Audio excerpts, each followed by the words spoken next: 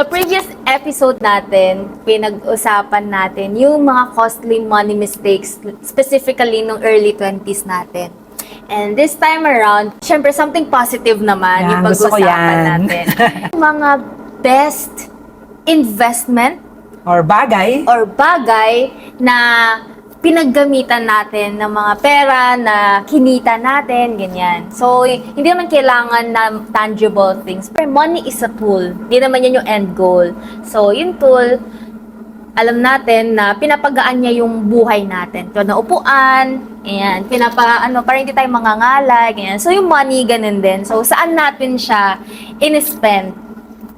Noong napag-isipan namin yung topic na yan, na-excite ako kasi ang top of mind ko na pinagkagastusan nung pagka-graduate ay yung mga books, mga seminars. We invested in learning or growth. Personal, professional growth. Nung nag-start ako, mahilig ako bumili ng mga leadership books nila John Maxwell.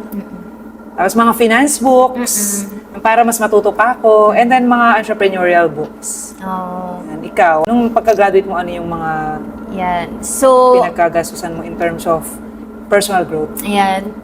Nabanggit ko rin before na yung sa money dials, di ba? Money dial ko before is self-improvement talaga. So, ako naman, time kasi na yon pandemic, so online lahat. Yung mga binibili ko, e-book and webinars. So, dito, yung isa sa malaki ROI sa akin, may webinar ako na inattendan kay Chinkitan about siya sa online jobs yata. Kasi naghahanap ako ng other source of income. 999 yata doon. Natatandaan ko, nagbayad pa ako sa Cebuana. Ganun talaga bayad ng Cebuana para maka-join sa webinar. And because of that webinar, months later, nag-pitch ako sa kanya kasi naghanap pa rin ako ng sideline that time. And that time, hindi siya naghahanap ng additional sa team niya.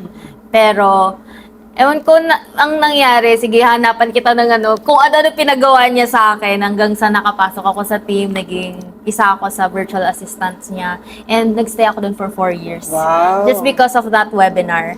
So, yung webinar niya is worth, 999, ganon, 1,000. So, dun ko talaga nakita na worth it lagi hindi naman lahat ng investment mo ay perfect or tama, pero it's always worth it na mag-invest sa sarili natin sa pagdagdag ng knowledge, ng wisdom, or perspective sa mundo, ganyan. Kasi limited lang lagi yung alam natin.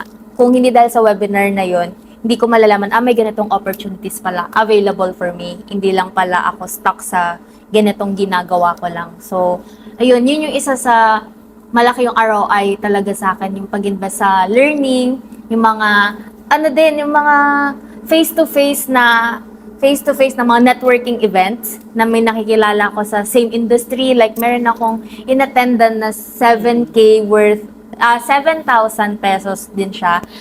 Sa freelancers naman to. Because of that event, nakilala ko yung friend ko na until now friends kami. And siya yung reason ba't dito ako sa Makati nakatira. Kasi taga dito lang din siya. Kilala ko siya dahil sa event na yun. And yun, worth it. Worth it siya, yung mga ganun. Yung ganun yung ROI either sa opportunity or people na makikilala mo. Grow yung sarili mo ng mas maaga. Oo, napabilis. Kasi, napabilis. By hanging around with people who are successful, and then growing your network. Ikaw yung gumawa ng door for you na makapasok sa mundo nila. Yan. By investing on yourself.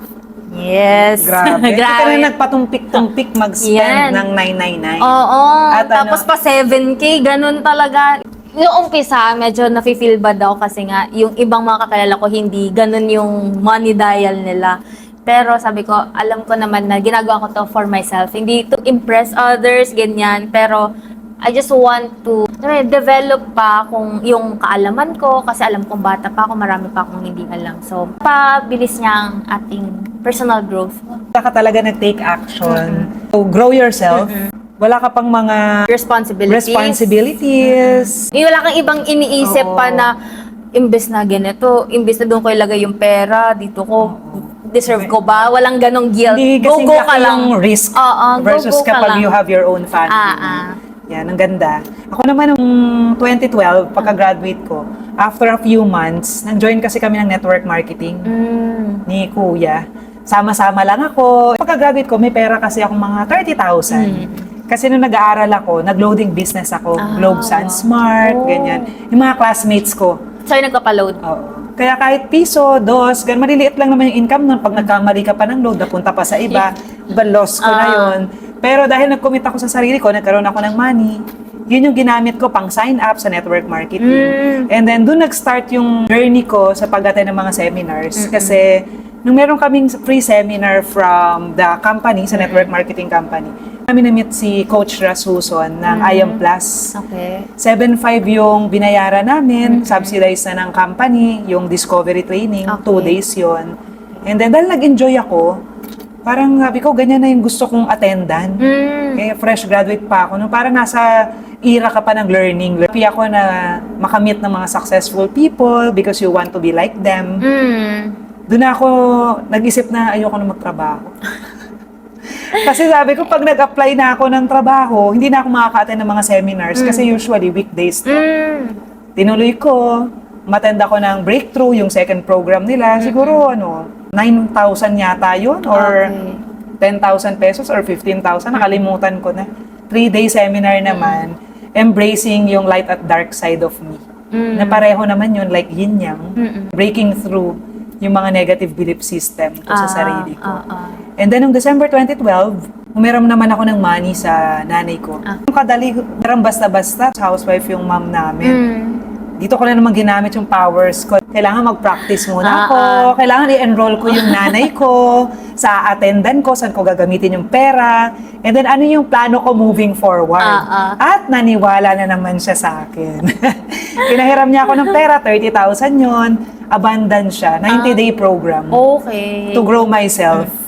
Para ma-reach yung mga goals, meron kang mga coaches, meron kang goal na health, relationship, tsaka money. And then, na-stretch yung sarili ko kasi may naglo-look after for me. Monday to Friday, may call time ako with my coach, 8 a.m. or 7 a.m. And then, merong accountable sa mga goals ko. Kaya nang dahil doon, nakatulong rin siya nung pagpasok ng 2013. Meron na akong system para mag-real estate. Kasi nung September 2012, nag-real estate na rin ako. Wala na ako sa network marketing. Nag-change career na ako. Kasi feeling ko, hindi yun yung gusto kong gawin, yung network marketing. Kaya nag-real estate na ako. And then, naisip ko, dahil alam ko na kung paano i-coach yung sarili ko, nakatulong siya sa pagbilis ng growth ko and bumilis na rin yung income ko. Sa paggawa din ng decision for you. Oo. Kasi sinabi sa amin ni life coach Ras, give yourself 18 months. Lalo, fresh graduate ka pa lang, to learn as many things as you can. Huwag magmadali dahil bata ka pa. Dahil usually sa atin, di ba, pagka fresh grad, gusto mo agad kikita ka agad 50,000. Gusto mo agad very successful ka like the others. But we never ask them naman kung ano yung point A nila. Meaning, saan ba sila nanggaling? Baka bata sila naging successful pero working student pala sila nung college versus sa akin na mag-start pa lang nung 21. Yun. Lahat na ng mga seminars na available, attend lang ng attend, yung pagkakaroon ng growth mindset. Noong 2013, bago ako mag-23, I earned my first million. Wow! ROI talaga. Super ROI. And I will always be grateful sa sarili ko na tumalon ako. I took the biggest leap na i-venture na yung entrepreneurship, i-embrace na yung personal growth, na doon mag-focus. And super grateful ako sa family ko. Yan, kay Mami, for believing in me, believing in my vision. Nasabi ko, hindi failure lang ako kapag nag-give up na ako. Pero kung nadapa lang ako, wala lang yun, pause lang yan. So, I will be back. Diba? Kung bumaba, nagastos ko na naman lahat ng money or hindi pa ako nag-earn that soon. Kasi sa real estate, matagal po ang komisyon. Kahit na cash buyer, usually 30 days ang komisyon. Kasi may clearing pa na checks. May mga bago ka pang kailangan matutunan. Lalo na bagong industry, diba? From engineering, papasok ka sa sales or real estate. Even if ano pala, yung pinangbayad ko ng real estate broker's exam, 20,000 for 10 days na review. Plus, ewan ko kung 700 pesos or 900 yung exam fee nung board exam na yon noong 2013. 2013 yung board exam. Sinuport ako ni Mami. Yun yung nakatulong sa akin in terms of professional dahil nag-start muna ako sa sarili ko.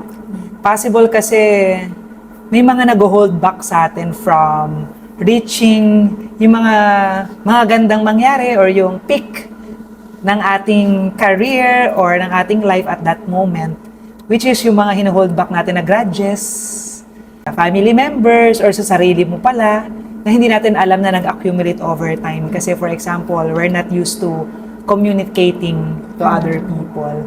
And then yun din yung before na lumaki kami kasi na prim and proper. Ganyan. Parang na ano yung aming emotions. Suppress. Yan. Kasi yun yung kinalakihan namin. Pero dahil doon sa mga seminars na yun, natuto kami paunti-unti to become expressive. Okay. And yun yung magandang result sa buhay ko dahil nag-invest ako sa learning at sa growth. That's Yun it. na.